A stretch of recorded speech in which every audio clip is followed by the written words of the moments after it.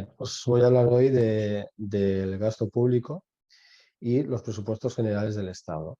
Eh, Se puede afirmar que es un tema bastante denso, que bueno, todo lo que es tema de impuestos, gastos, presupuestos, pues es poco popular, ¿no?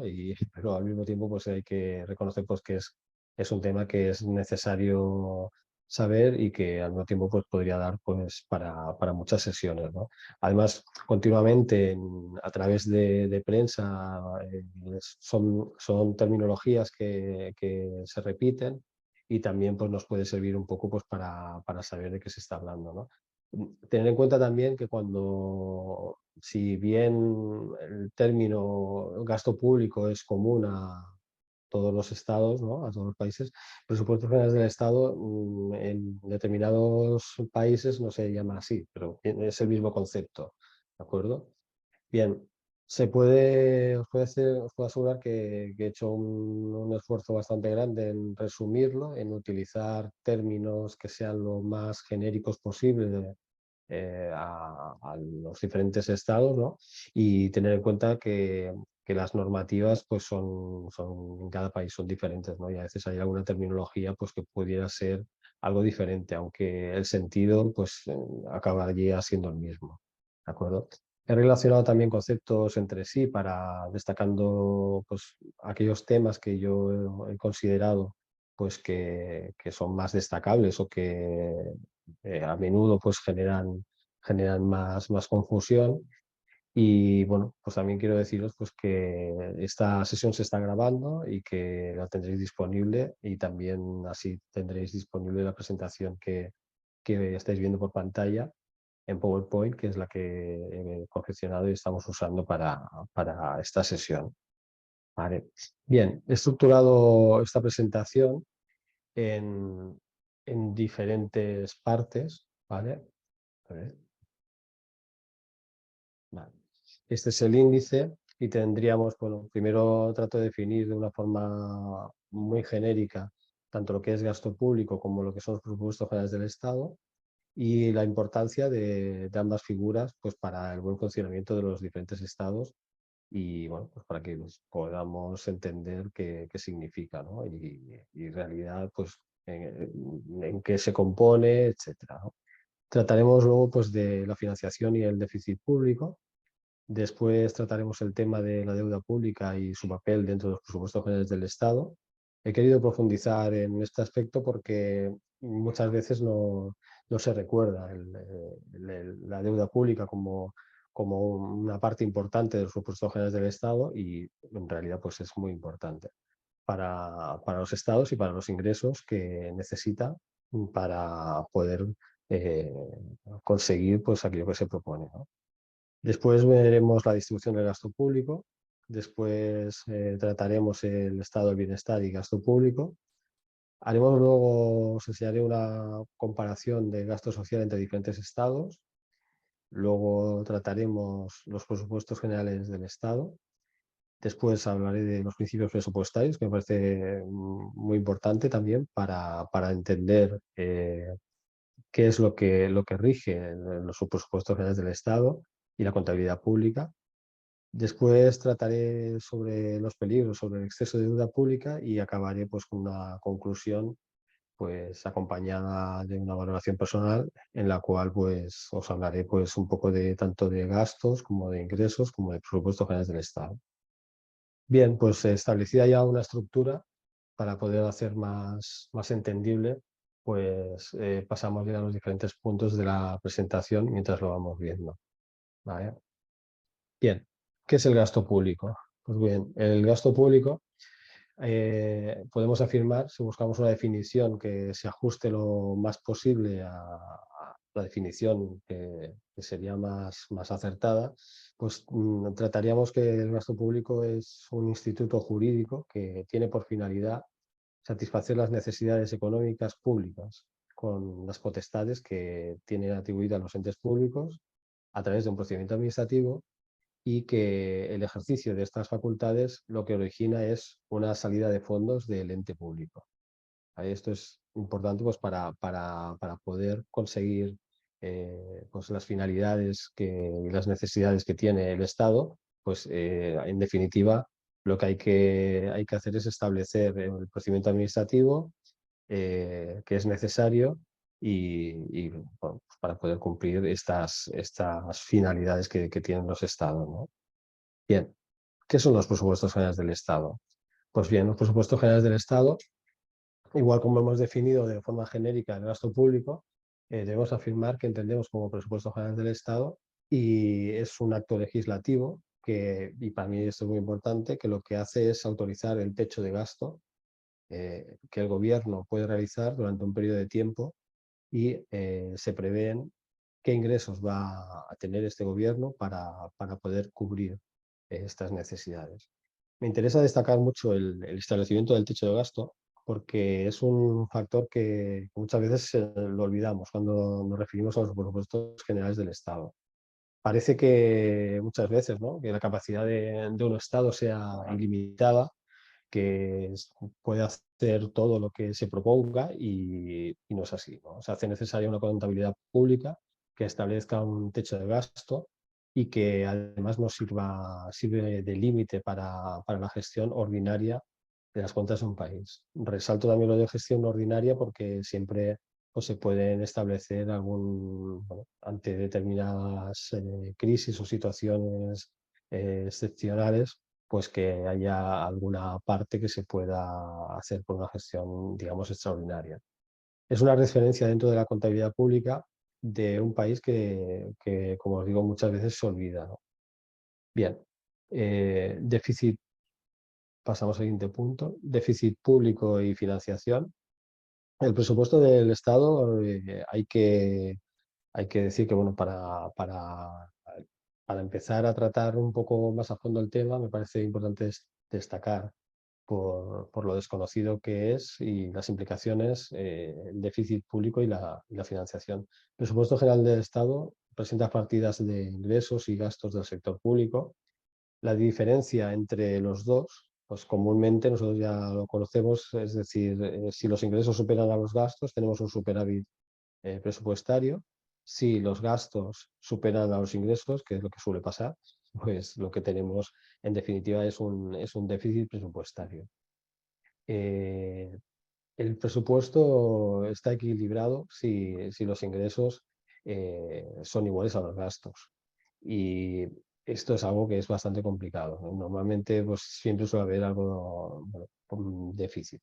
Bueno, en principio el gobierno debería buscar el equilibrio entre gastos e ingresos y en definitiva lo que suele acabar pasando es que aparece un déficit público, ¿no?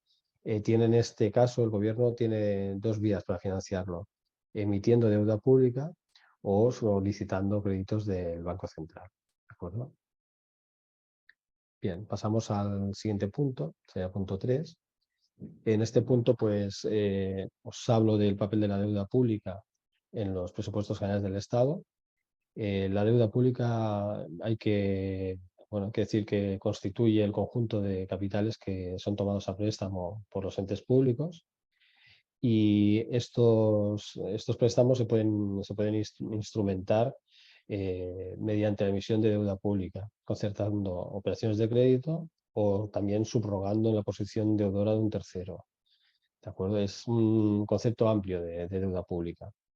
La deuda pública, y esto es importante, me gusta siempre también destacarlo, tiene una doble vertiente. Al mismo tiempo es un ingreso y al mismo tiempo es un gasto. Se utiliza para obtener ingresos, pero implica un gasto porque hay que devolver ese dinero que se está dejando al Estado, se le está prestando, pues hay que devolverlo con intereses. Entonces, esos intereses son gasto. ¿De acuerdo? La deuda pública se diferencia de los tributos por tener un carácter voluntario, ¿de acuerdo? Y ser ingresos coactivos los tributos, ¿de acuerdo? Bien, los peligros de la deuda pública sobre el PIB, que veremos más adelante también, pues son vulnerabilidad económica, mayor carga en intereses, reducción de la inversión y pérdida de confianza. ¿De acuerdo?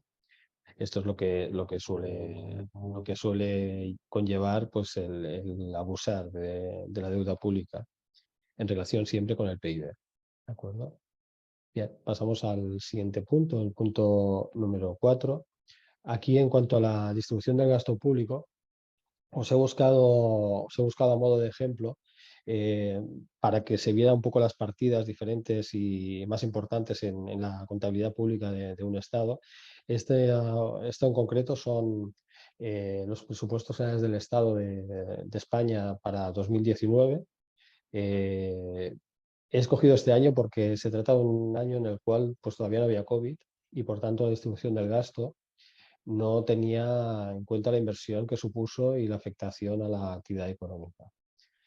Como podéis ver, la protección social ocupa un puesto muy importante y la salud también, ¿de acuerdo? En cambio, no hay un gasto excesivo en defensa, hay un 0,89%, que posteriormente pues, se ha visto, como todos sabemos, pues, incrementado pues, con motivo de la guerra de Ucrania y las ayudas que los gobiernos occidentales están dando al gobierno de Ucrania, y por ello pues, tampoco he querido usar datos del presupuesto para 2023. ¿De acuerdo?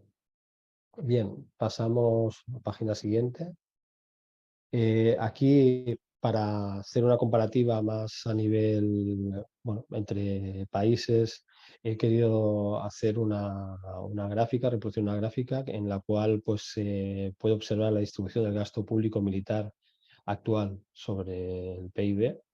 Son datos para 2022 y en los cuales, pues bueno, eh, aquí lo importante sobre todo es comprobar que no solo las cantidades, que las podéis ver en miles de millones de dólares dedicadas a gasto militar, que son muy diferentes, pero lo más significativo, más que las cantidades, es en realidad el tanto por ciento sobre el PIB que supone de cada uno de los estados. Entonces, pues como es normal, pues en el caso de Ucrania, pues tiene un tanto por ciento sobre el PIB que es muy elevado, y ello además es debido a que el PIB habrá descendido mucho, con lo cual ese tanto por ciento sobre ese PIB, pues con más motivo, pues es el que se reproduce.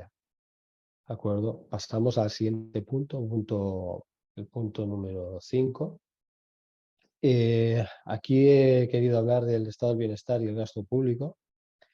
El estado del bienestar, cuando hablamos de estado del bienestar, nos referimos a un sistema en el cual pues, el Estado asume la responsabilidad de intentar garantizar el bienestar y la calidad de vida de los ciudadanos a través de unos servicios públicos esenciales, como podrían ser, entre otros, pues, la educación, la salud, seguridad social, la vivienda.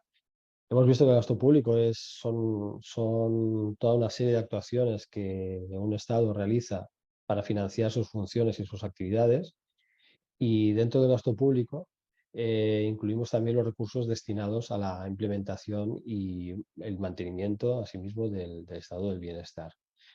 Eh, Hay que decir que también pues, requiere, pues, como es normal, una inversión muy importante por parte del Estado al usar pues, recursos públicos para asegurar la prestación de servicios esenciales y los programas de protección social. Estos recursos, pues, como podéis imaginar y como más o menos se ha ido comentando a través de esta sesión y algunas anteriores, pues se obtienen a través de diferentes fuentes, entre ellas, pues obviamente los impuestos, las contribuciones sociales y la deuda pública. El gasto público destinado al estado de bienestar varía mucho en función del país. Es una actividad pues, que hay países en los cuales se potencia más desde el punto de vista de la administración, y hay otros en los cuales pues, no es así, ¿no? Depende de factores también, pues, como el nivel de desarrollo económico, las prioridades del gobierno y la estructura del sistema de bienestar social del país en cuestión. Algunos países destinan una parte muy importante del presupuesto a programas de bienestar social, mientras que otros pues, pueden tener un enfoque más limitado. Es importante señalar también que el gasto público en el estado de bienestar puede generar debates y tensiones cuando nos referimos a la sostenibilidad financiera a largo plazo. Bueno, hay personas, ¿no? tendencias que argumentan pues, con un alto gasto de lo público en el estado de bienestar, pues nos puede generar un endeudamiento estatal o una carga fiscal excesiva y otras personas, pues forma de pensar, pues se considera que es una inversión necesaria para promover la igualdad social y el desarrollo sostenible. Resumiendo, pues el estado de bienestar implica el compromiso del Estado para garantizar el bienestar de los ciudadanos a través de los servicios públicos y programas de protección social, y ello, pues, como no podía ser de otra manera, requiere un gasto público elevado y sobre todo pues también hace necesaria una gestión eficiente de los recursos de los cuales se dispone. Aquí bueno, os he hecho un pequeño esquema, ¿no? Requiere gestión eficiente, gasto público significativo y implica el compromiso del Estado para garantizar el bienestar de los ciudadanos con servicios públicos y asimismo también con programas de protección social. ¿Vale? Bien, pasamos a la siguiente diapositiva. Y José, solamente Sí, antes de pasar, si es sí. posible, tenemos una pregunta de parte de Eliseo, Ah, sí, sí, así sí, que sí, le damos palabra a Eliseo para sí, que justamente pueda participar. Eliseo, adelante, por favor. sí, hola. Pregunta es, este gasto público que se ha Estado, de una manera, este gasto ¿cómo se distribuye Perdón. equitativamente o se hace de parte por parte? Sí, Eliseo, disculpa, se entrecortó tu pregunta. Si puedes, por favor, repetirla, te lo agradecemos. Sí, por Sí, ¿cómo, favor. cómo distribuye el gobierno, los gobiernos, este presupuesto general que ingresa al Estado? ¿Cómo lo distribuye? O sea, ¿de qué manera lo distribuye? Sí, José, Eliseo nos Sí, pregunta cómo sería la sí. forma en la que ocurre la distribución por parte del gobierno. ¿Cómo hace la distribución el gobierno? Sí, o en dado caso, me Bueno, imagino que qué características toma en cuenta para poder llevar a cabo una distribución determinada. bueno, la verdad es que el tema de cómo un gobierno decide distribuir va mucho eh, en función pues, de cuál es la voluntad, muchas veces también y la tradición que hay en el propio país, ¿no?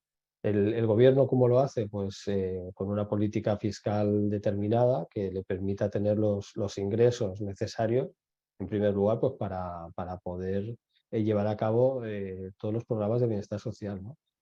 Evidentemente yo soy partidario y siempre lo he comentado y creo que es básico el que la ciudadanía sea consciente del uso que se le da a todo aquello que paga en concepto de impuestos y que realmente pues, lo palpe, ¿no? Es decir, en el día a día, ¿no?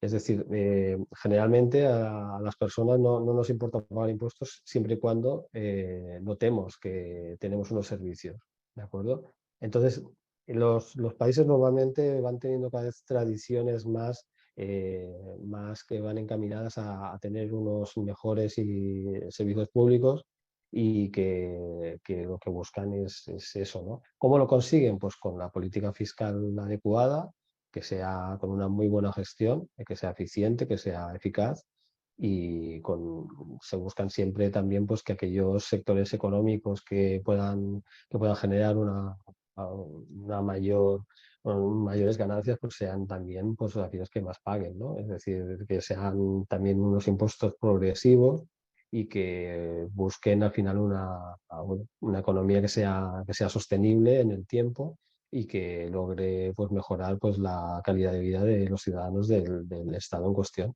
Esa es claro, aquí se conjuga, por un lado, las posibilidades de un país, se conjuga también pues, con la tradición que en ese país se haya tenido respecto al bienestar social, ¿no? O a la búsqueda de la obtención de ese mayor bienestar social para la mayoría de la población, ¿no? Es así. No, yo creo que los gobiernos, pues, su capacidad es limitada.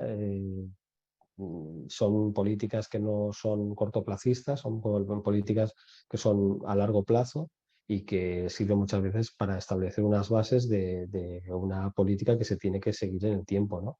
En un país en el cual se vayan introduciendo cada vez más medidas de este tipo, se hace necesario un consenso entre las diferentes fuerzas políticas para poder llegar a acuerdos que se puedan mantener en el tiempo, ¿no? Independientemente del signo político del partido que esté en ese momento en el gobierno. Bien, espero haber respondido la pregunta. Listo, gracias, José. Sí. Vale. Bien, pues sigo con la presentación. ¿Vale?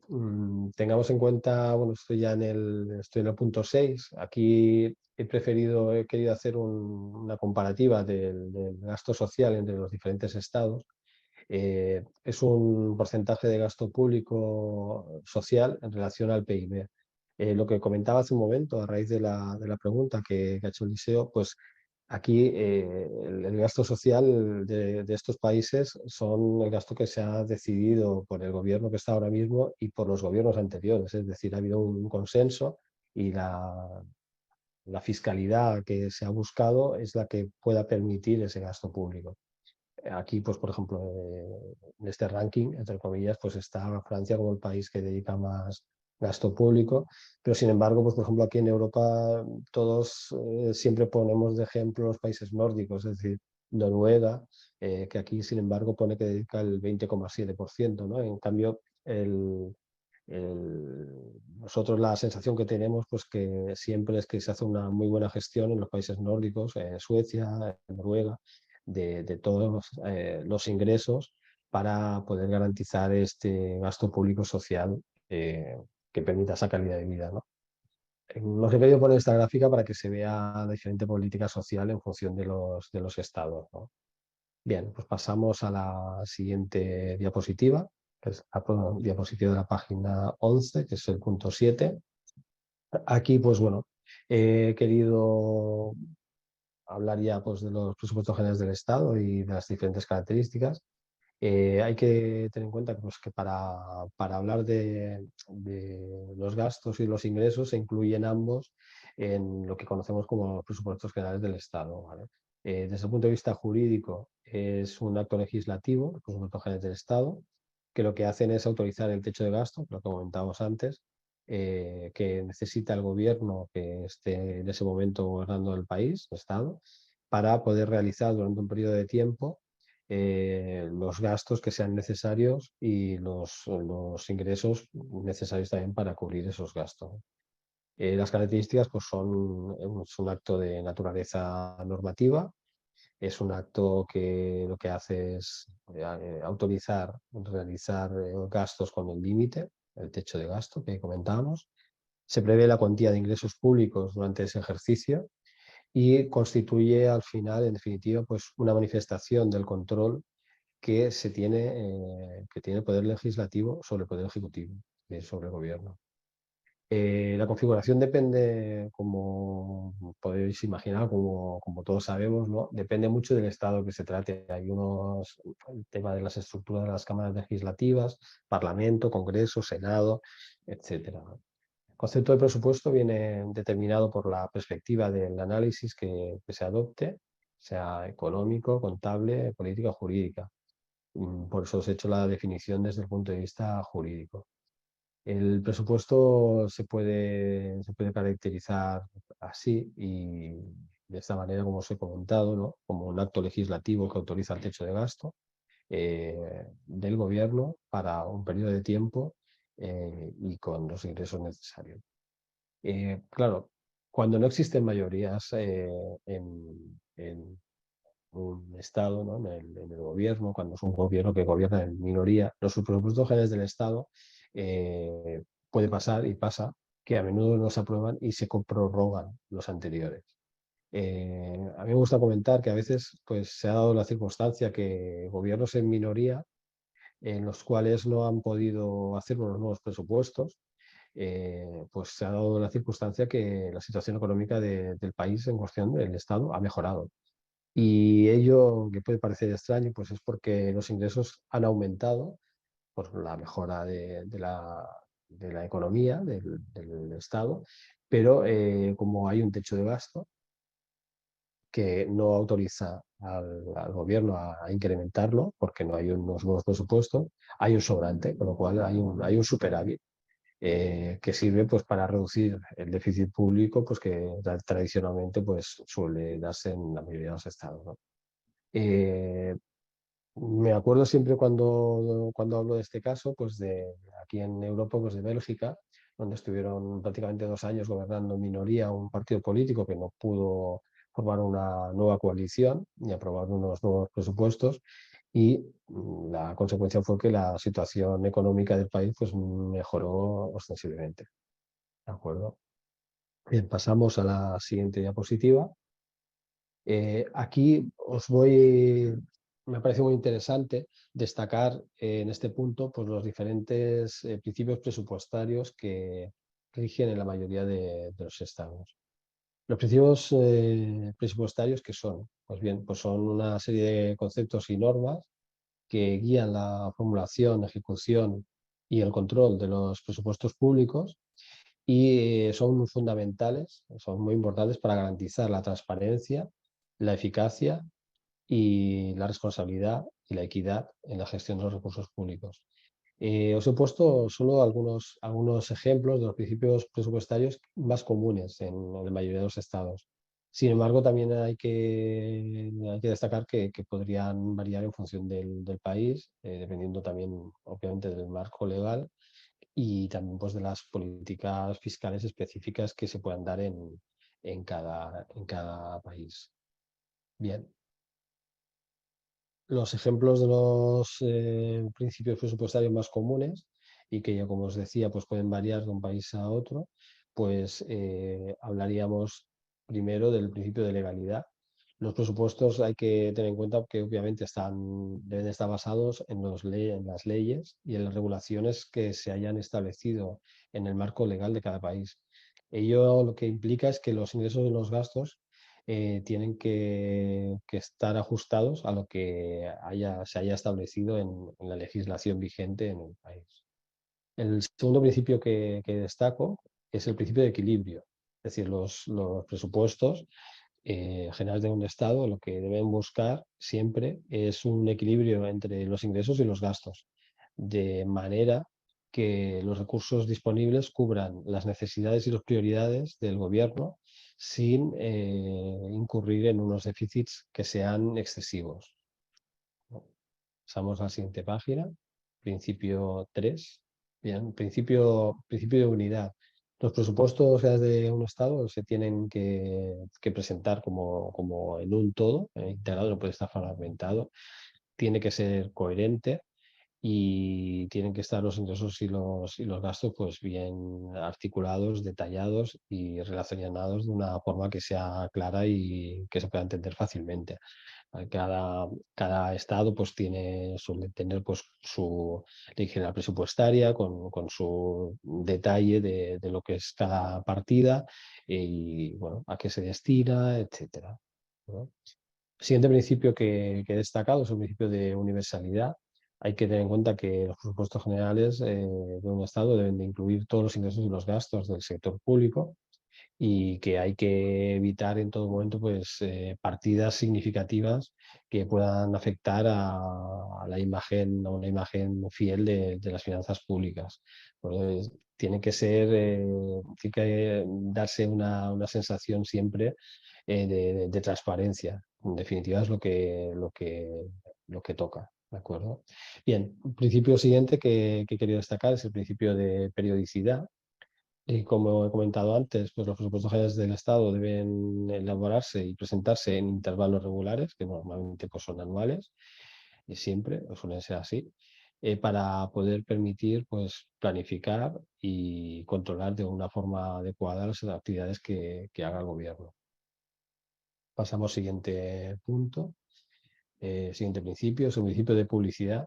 Deben ser transparentes y accesibles al público en general, es decir, a la población y a los partidos políticos, de forma que los ciudadanos pues, puedan en todo momento, podamos conocer cómo se asignan esos presupuestos, cómo se asignan las partidas de gastos, cómo se utilizan los recursos públicos y tengamos pues, en todo momento pues, posibilidad de acceder a toda esta información. El principio siguiente que destaco es el principio de no afectación de la deuda pública. ¿Esto qué significa? Que deben de evitar la utilización de los recursos públicos para pagar deuda pública, a no ser que en ese estado pues, esté así contemplado. Bueno, el siguiente principio que también destaco es el principio de eficiencia.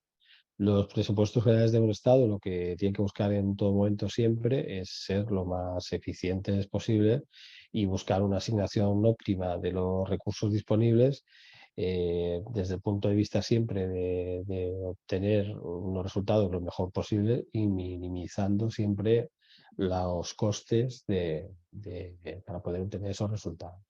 Claro. Pasamos a la siguiente diapositiva. Bien, aquí son los peligros del exceso de la deuda pública.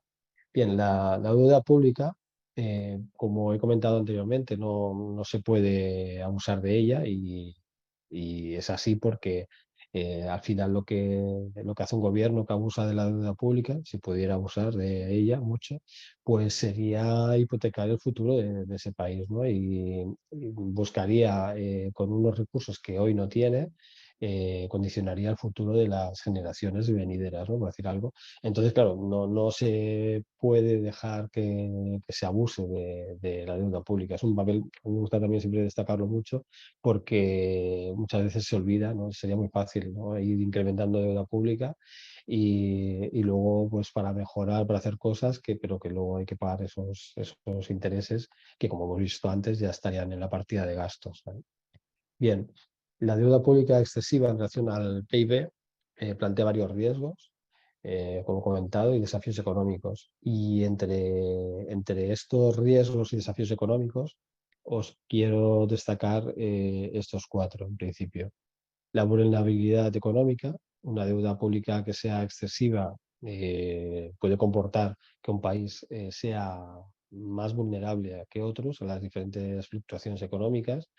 Por ejemplo, si hay una recesión o una crisis financiera, el gobierno pues, tendrá menos margen de maniobra para establecer unas medidas de estímulo económico o para financiar gastos esenciales, ¿no?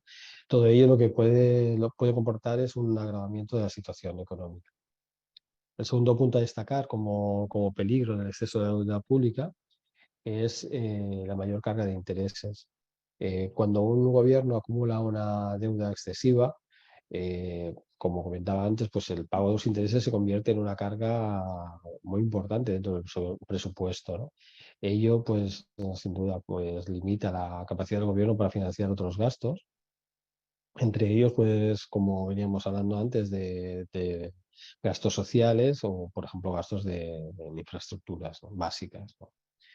Bien, el tercer peligro que destaco es la reducción de la inversión. Hay que tener en cuenta también que un nivel de deuda pública que sea elevado también puede afectar negativamente a la inversión. ¿Y por qué es así? Porque, pues bueno, pues es así porque los inversores lo que perciben es que el nivel de endeudamiento de ese gobierno que está asumiendo puede llegar a ser insostenible y pueden ser los inversores estar menos interesados en invertir en la economía de este país. Todo ello lo que puede hacer o nos puede comportar es que se reduzca la cantidad de la inversión disponible para el crecimiento económico y para el empleo. Indudablemente un papel bastante importante el tema de la reducción de la inversión como influencia en el inversor, ¿no? O en las empresas inversoras. La pérdida de confianza es el cuarto punto. El cuarto peligro del exceso de deuda pública. Bien, los inversores, si pierden la confianza en la capacidad del gobierno para manejar la deuda, en definitiva lo que harán será exigir un mayor interés para prestarle dinero. El riesgo, pues, es lo que comporta, ¿no? Estarán dispuestos a asumir ese riesgo, pero con una tasa de interés más elevada. Ello puede generar un ciclo negativo en el que el gobierno, pues, cada vez puede acabar pagando más intereses, lo que comporta, indudablemente, pues, que cada vez aumente más la deuda. En general, pues bueno, un alto nivel de deuda pública puede tener implicaciones significativas para la estabilidad económica de un país. Y hay que destacar que es importante que los gobiernos pues, controlen ese nivel de endeudamiento, desarrollen unas políticas fiscales que sean lo más responsables posible para mantener la sostenibilidad fiscal y para intentar pues, que en un futuro, cuando puedan surgir problemas económicos, pues se puedan minimizar en la medida de lo posible. ¿De acuerdo? Bien. Bueno, aquí como conclusión y como valoración personal, que es el siguiente punto, pues bueno, pues quería lanzaros pues varias ideas, varios conceptos, ¿no? que me gustaría destacar y bueno, pues al final también hablo un poco pues de lo que supone para mí, ¿no? Bien, hay que decir que la gestión del gasto público, los presupuestos generales del Estado, indudablemente son muy importantes para el correcto funcionamiento de un Estado, son fundamentales y para poder prestar unos servicios públicos esenciales y de calidad. Bien, algunas de las principales razones por las que los ingresos de un Estado son importantes es por el financiamiento del gasto público, para reducir desigualdades, para una mejor estabilización de la economía y para un fomento de crecimiento económico. Bien, nosotros por la parte, y hablando ahora ya por la parte de los ingresos, como he comentado antes, encuentro muy normal o encontramos todo normal que la percepción que tenemos siempre los habitantes, los ciudadanos, es que los impuestos y los ingresos a veces se trata como si fuera algo injusto, ¿no? Todos pensamos que pagamos demasiado para lo que tenemos, ¿no? En relación con el término habitante, siempre me gusta más usar habitantes que ciudadanos, ¿no? Porque hay muchos habitantes que no vivimos en grandes ciudades o no vivimos en ciudades y por ello pues me gusta más usar el término de habitantes, ¿no? Y no ciudadanos para referirnos a las personas que viven en un determinado estado. La sociedad tiende a pensar que la presión fiscal pues, es injusta y es excesiva. Siempre creemos que pagamos demasiado y que los demás o lo pagan o lo hacen menos que nosotros. Y al final, pues también quería destacar pues, que, bueno, personalmente llevo muchos años dedicándome a la parte de los ingresos, no a la de los gastos. Y sí, pues muchas veces, pues como profesional, a veces pues te cuestionas si los ingresos se gestionan bien o no. Te gustaría pensar que sí, ¿no? Que se gestionan bien, que se destinan para lo que hay que destinarlos, que es un gasto público en servicios esenciales y que esperas que se gestione lo mejor posible, ¿no? Pensamos siempre todos que todo es mejorable y bueno, seguramente es el sistema menos malo de los conocidos, ¿no? Yo creo que hay que intentar siempre buscar ser muy progresivo con el tema de los ingresos y que permita sobre todo pues, poder hacer frente a los gastos que son necesarios, ¿no? Para mantener una igualdad y para tener un acceso a la sanidad, etcétera, ¿no? Es básica una buena gestión y para ello pues, es imprescindible combatir el fraude fiscal y también es muy importante que la sociedad en general de un determinado país pues tenga una percepción de que se hace una buena gestión y que se evita este fraude o se intenta evitar en el máximo pues, de lo posible, ¿no? También se tiene la certeza que la política fiscal es justa si también atrae el capital extranjero y se busca pues también inversiones a largo plazo. Bien, yo hasta este punto más o menos es lo que yo quería transmitir en el día de hoy. Espero que os haya gustado mi intervención y que os haya servido pues, para adquirir, aclarar conceptos o recordarlos, ¿no? Por mi parte ya estaría y bueno, si tenéis alguna duda, veo un par de personas y pues no tenéis más que decir, lo voy a abrir.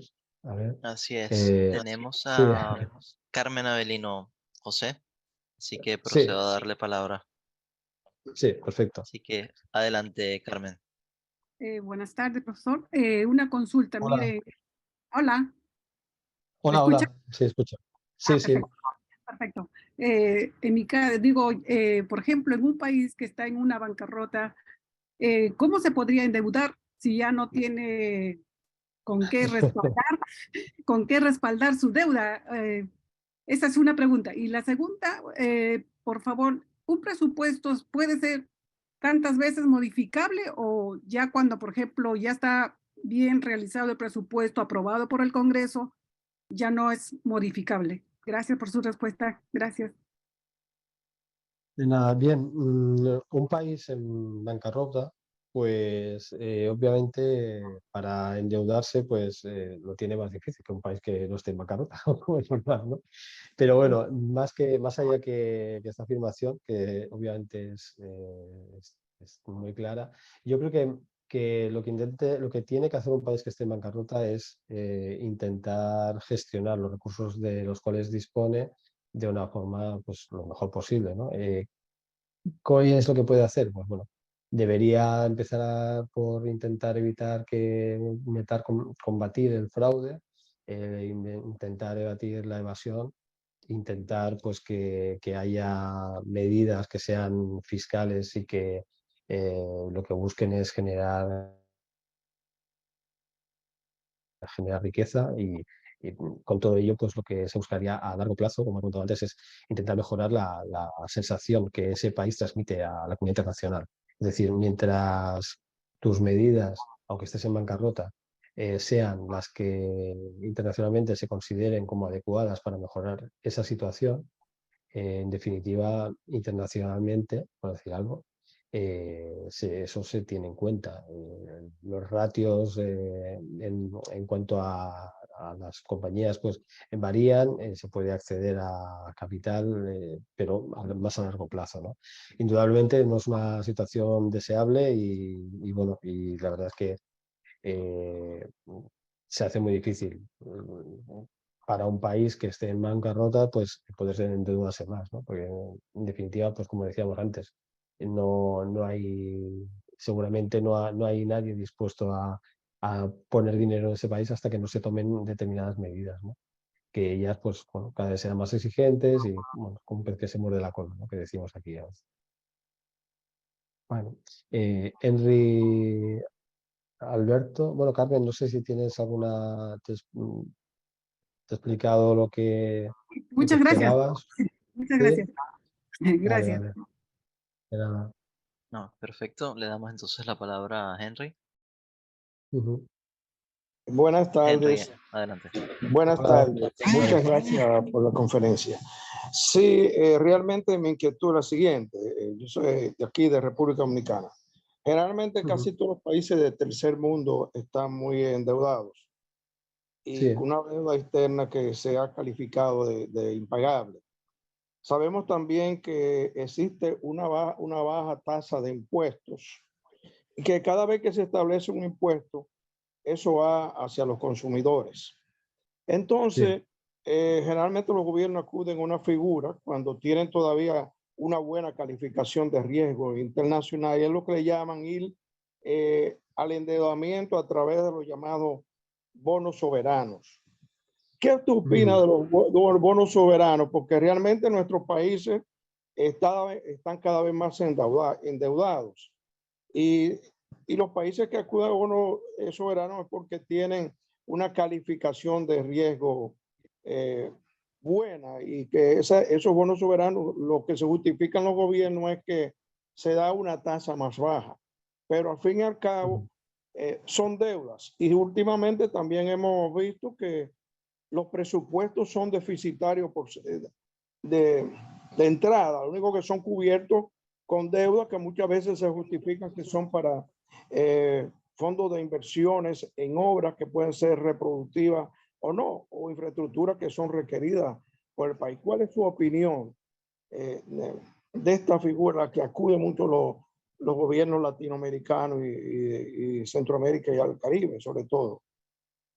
Bien, el tema de los bonos soberanos, bueno, es una forma de endeudamiento y, claro, es lo que comentaba antes, es decir, para poder acceder a ellos, pues obviamente pues el país al estar en una calificación de riesgo que no es la óptima, pues va a tener que pagar unos intereses elevados, ¿de acuerdo? Por acceder a ese mercado, por decirlo de alguna forma.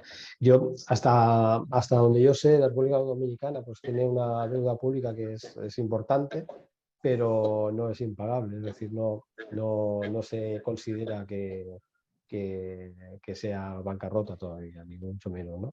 Entonces, las agencias cada vez lo que hacen es evaluar la capacidad del país para cumplir con las obligaciones de deuda. Y la calificación de riesgo, pues, en definitiva, se basa en varios factores, ¿no? Como el nivel de endeudamiento. Al final lo que es importante es que es intentar hacer medidas que generen un dinero, ¿no? Y que ese dinero pues al final repercuta en el bienestar social por un lado, ¿no? Para llegar a ello, obviamente, hay que establecer impuestos. Estoy de acuerdo, totalmente de acuerdo en lo que has dicho, en cuanto a que los impuestos al final lo acabamos pagando los habitantes, los ciudadanos. No, desgraciadamente, no se acuerdan de que paguen las empresas primero, ¿no? O sea, entonces, yo creo que las medidas, por un lado, que afectan a empresas, eh, es como una dualidad, ¿no? Porque si elevas mucho los impuestos a las empresas, muchas veces se deslocalizan. Esa empresa prefiere irse a otro país a producir porque le sale más económico. Entonces, se lo puedes ir incrementando, pero no mucho. Porque entonces si se va a producir a otro país pierdes capacidad de mano de obra, entonces generas más paro, es un problema. Y creo que en todo caso siempre las medidas fiscales, sobre todo hacia las empresas, hay que tener muy en cuenta, por ejemplo, el impuesto de sociedades aquí en España reduce toda la inversión que haga la empresa en España, pues cualquier inversión que haga en nuevas instalaciones, pues reduce los beneficios y se paga solo por los beneficios, con lo cual lo que se está buscando es que esa empresa se siga estableciendo a largo plazo, ¿no? Luego ya se le irá incrementando poco a poco lo que tenga que ir pagando impuestos de sociedades, ¿no? Al final yo creo que se trata de ir subiendo de una forma progresiva los impuestos a todos y especialmente a las empresas que son los que tienen una mayor capacidad económica, siempre y cuando obviamente funcionen bien y todo, ¿no? En definitiva, también todo el tema de la inteligencia artificial, el tema de las nuevas tecnologías, el tema de las empresas que comercian a través de Internet. Se tiene que establecer, pues se habla mucho de la tasa Tobin y de tasas que redunden en todos los países, no solo en los cuales tenga la sede social, las empresas, ¿no? Tenemos empresas pues como Amazon o como que están generando en todo el mundo ingresos, pero no están pagando en todo el mundo impuestos. O si pagan es de una forma muy residual en la mayoría de países, ¿no? Hay que buscar medidas que también favorezcan a los lugares en los cuales hay personas que compramos a través de estas páginas, ¿no? En definitiva, bueno, es toda una batería de medidas que no es fácil decidir y que para mí, sobre todo, lo que es muy importante es la transparencia, es evitar el fraude, es tomar medidas pues, que fijen la actividad de las empresas para que no se vayan, para generar más puestos de trabajo y para generar más riqueza que al final redunde en el bienestar de la población. Muchas gracias. Interesante. De nada. Sí. Gracias.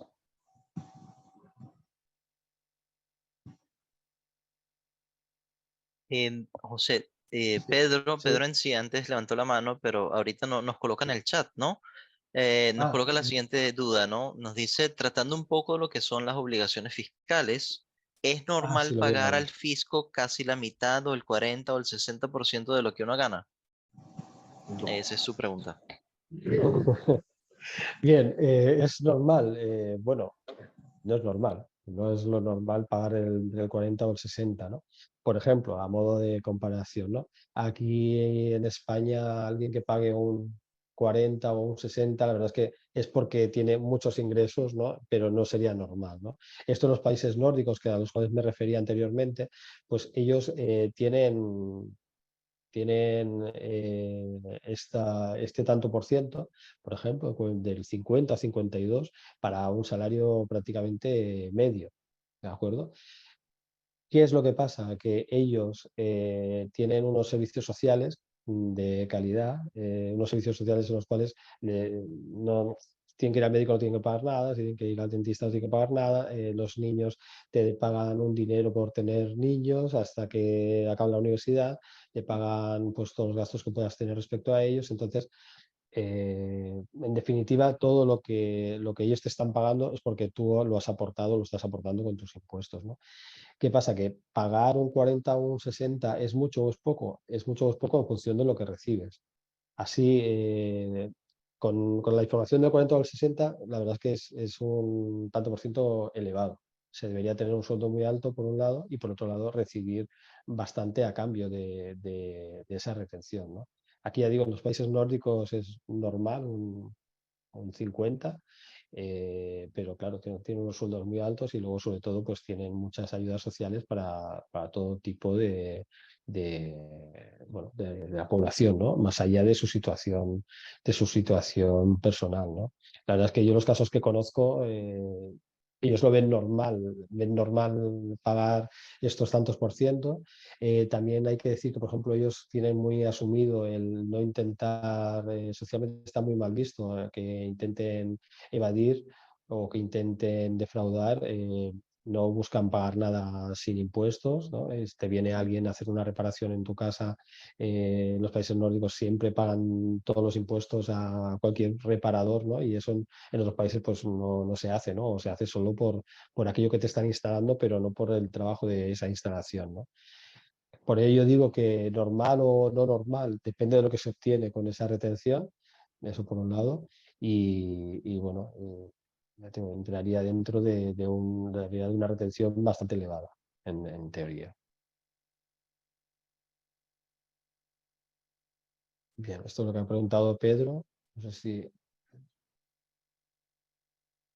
esto lo hemos comentado antes.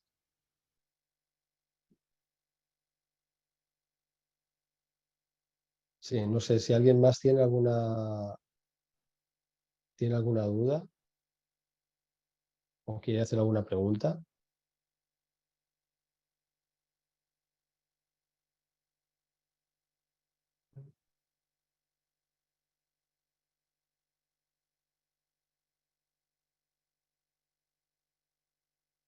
Hola. Sí, todavía tenemos unos minutos más Sí. en Ujú. la presentación, así que aprovechen para hacer sus preguntas.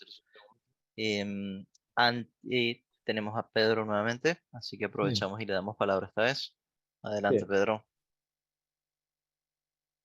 Sí, buenas noches. Hola, Hola, buenas noches. buenas noches. ¿Me están escuchando? Sí, Sí, normalmente, de acuerdo a la pregunta que hice antes sobre el tema ese de pagar los impuestos y, sí, bueno, al nivel nuestro, sobre todo nosotros que somos de los países del tercer mundo, es que a mí mm, no me parece normal que una persona que gana casi prácticamente nada, que tenga que pagar, no sé, el 50% de lo que gana al fisco. O sea que eso para mí es más que un palo duro, ¿no? sí, sí, sí, Porque es normal, así. si a día de hoy el Estado tiene que recuperar el dinero a través de los contribuyentes, eso significa que los que más ganan son los que normalmente deberían pagar mucho más, pero si resulta que los que más ganan son los que no pagan impuestos y los que ganan menos son los que pagan, entonces en ningún momento el país sale de la deuda que tiene. Ujú, correcto. Es así, o sea, O sea, la base, has comentado lo del 50%, en un sueldo bajo sí, es sí. inaudito, es decir, no se sostiene por ningún sitio, es decir, no, yo digo yo, casos que conozco personales, son personas que tienen sueldos muy elevados, ¿no? Y son personas que a lo mejor viven en países nórdicos, que me refería antes, ¿no? No es normal una retención tan elevada en un sueldo bajo, no se sostiene por ningún sitio, ¿no? Bueno, Ya, sí, veamos, sí, yo voy a ir a un caso concreto en donde no voy a tratar el tema del salario, sino más bien sobre, por ejemplo, tengo, a pesar de que gane poco, pero compro una mercancía que tengo que pagar la aduana, tengo que pagar el comercio, Sí. al final algo que me ha costado, digamos, 2.000 euros, cuando Sí. termino de sacar, o sea, cuando termino de pagar todos los impuestos que me han pedido por una mercancía de 2.000 euros que compro, o sea, Ujú. acabo pagando casi el 60% de lo que compré. A esto me refiero. No. Sí, sí, sí, sí. No, ¿Sí? no, Eso no, pasa. no sé. Por No, no ejemplo, debería ser mira, normal. aquí, sí, aquí utilizamos lo que es el franco CFA, no utilizamos el euro. Lo que pasa es que muchas veces compramos la mercancía o en Estados Unidos o en Europa, o sea, en euro o en dólar. Sí, Pero sí, cuando llega la mercancía aquí, sí. te piden las facturas, enseñas todas las facturas de lo que te ha costado la mercancía. Yo no sé qué valores suelen coger y te facturan casi el 60% de lo que te ha costado. No, no, pues eso no, no debería ser así. Pues eso Buah. pasa aquí en el Sí, sí, país. sí. No, no lo O discuto. sea O sea, que, y lo peor de una todo es que cosa, sí, eso pasa para nosotros los ciudadanos de a pie, porque normalmente sí, sí, sí. los que más tienen no ni siquiera pagan, solamente van, enseñan su documento, sacan todo lo que traen de fuera. Bueno, O sea sí, que claro, son casos excepcionales que vivimos aquí el sí. día a día. Sí, sí, sí. No, a ver, son situaciones que una cosa es que sucedan, que yo lo estás comentando y obviamente pues lo creo, o sea, está clarísimo, y otra cosa es que no deberían suceder, ¿no? Son dos Sí, cosas no diferentes, ¿no? debería, totalmente de acuerdo, No, pero con sí, esta situación esto nos ayuda al Estado a recuperar el gasto que hace, o sea, cuando claro, sacan es el que presupuesto anual. O sea que sí, sí, a ver, seguiríamos con el déficit permanente, porque al final, donde se tiene que cobrar ujú. el impuesto, no se cobra ahí. Sí, sí, sí. No, es que en relación con la exposición que he hecho, pues la base es que haya transparencia, ¿no? Y que los impuestos sean progresivos. Es decir, quien Sí, menos gana es exactamente. quien tiene que pagar menos. Es que es la base de todo. Es decir, Sí, sí, la es la percepción que base. tenemos que tener los habitantes de un estado es que pagamos lo justo. ¿De acuerdo? Y que si alguien gana más que nosotros, tiene que pagar más, ¿no? Y en el momento en que eso no se produce, pues hay esa voluntad pues, de defraudar, entre comillas, ¿no? Porque decir, bueno, ¿por qué tengo que pagar yo si aquel que tiene más no paga? ¿No? Y al final, pues se trata del Estado de establecer las normativas y los controles para que no pase, ¿no? Para que no se escape en esa situación, ¿no? Es así. Así es. Sí, sí. Bueno, Sí, no hay. José, Sí, teníamos sí, sí. a Graciela. Sí, he visto pero te llaman levantada. No sé si quieres preguntar. Sí, Sí, tenía la mano justamente levantada, pero sí. a ver Graciela. si... Sí, déjeme ver. Menos que haya perdido conexión y ahorita no está en el chat, pero tenemos a Henry, así que le doy la palabra a Henry. Vale. Em, Sí, correcto. Así que Henry, Vale. adelante, por favor. Sí, de nuevo, yo lo que quería llamar la atención, pues está hablando de la parte de los impuestos. Generalmente, los salarios siempre, los impuestos se clasifican por ingreso. Una persona en mi país que tiene un ingreso de $450, por ejemplo, al mes, no paga Ujú, impuestos, eso es alrededor de 30.000 pesos. De ahí hay una escala ahora. Lo ujú. fundamental, sí, y por eso usted está hablando de reforma fiscal, es que las grandes empresas, en relación a lo que son los consumidores ciudadanos, los impuestos son muy bajos. E incluso algunos sectores son incluso subsidiados por el Estado.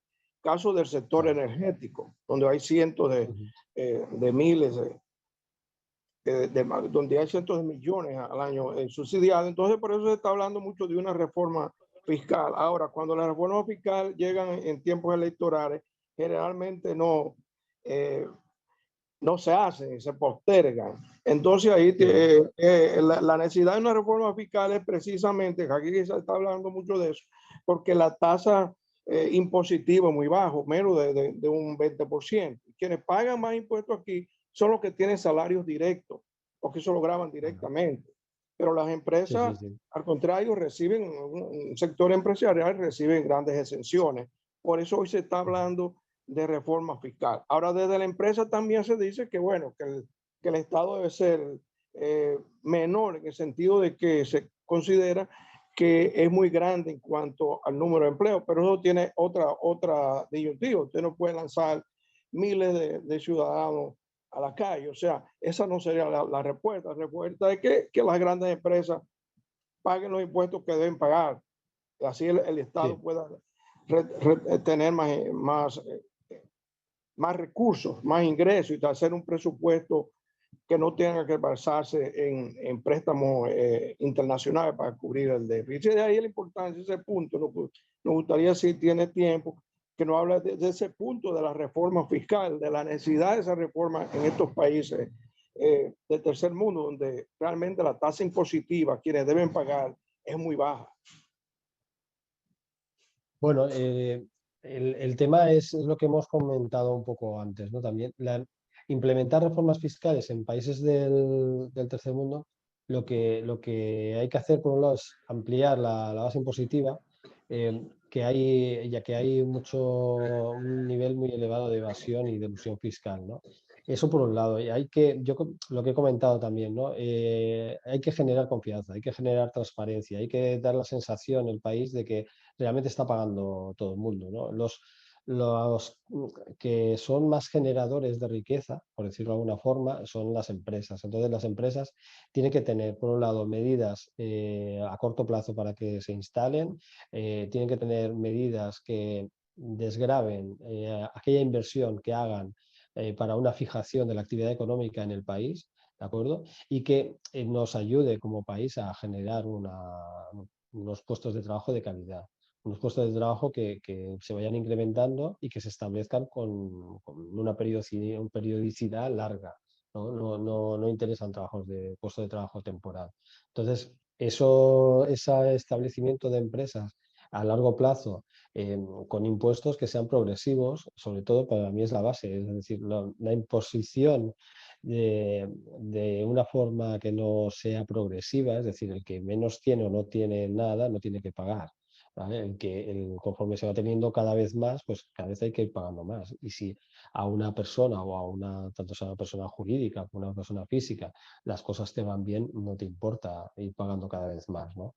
Lo que pasa es que, claro, tienes que tener a cambio pues, esa sensación, por ejemplo, las empresas, pues, que hay una inversión en infraestructuras, si necesitan pues, carreteras para llegar a donde prestan la actividad, etcétera, ¿no?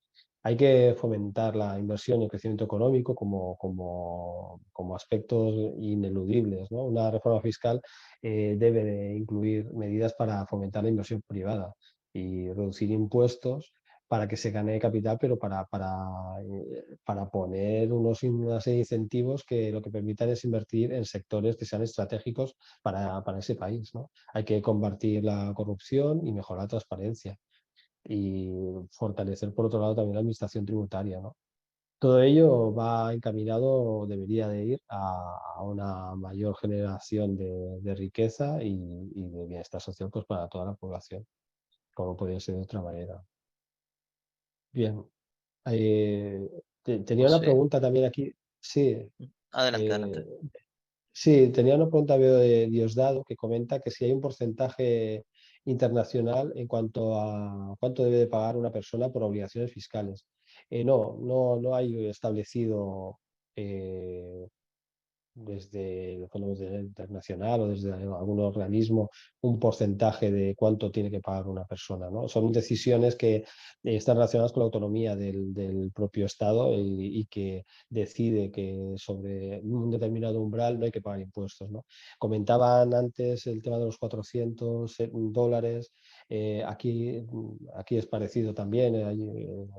A partir de 22.000, 23.000 euros año, pues por debajo de esa cantidad no se paga prácticamente nada de impuestos. internamente cada país pues acaba decidiendo un poco dónde pone el umbral, ¿no? Pero no existe un porcentaje internacional pactado, ¿no? Sí. Gracias, José. Justamente esa era la pregunta que iba a leer. Veo que ya la Sí, tenía, ¿no? sí, sí, la En tenía. vista en Sí, el chat, así que sí. gracias. Estamos sobre la hora, así que pues no me Ujú. queda más que agradecerle pues su presencia nuevamente en EIU y su participación y por supuesto la participación de todos los escuchas el día de hoy y por la cantidad de intervenciones que tuvimos durante la clase. Así que muchísimas gracias Sí. y pasen Pues, buenas tardes. Gracias, José. Esperemos tenerlo con nosotros nuevamente. Gracias. sí.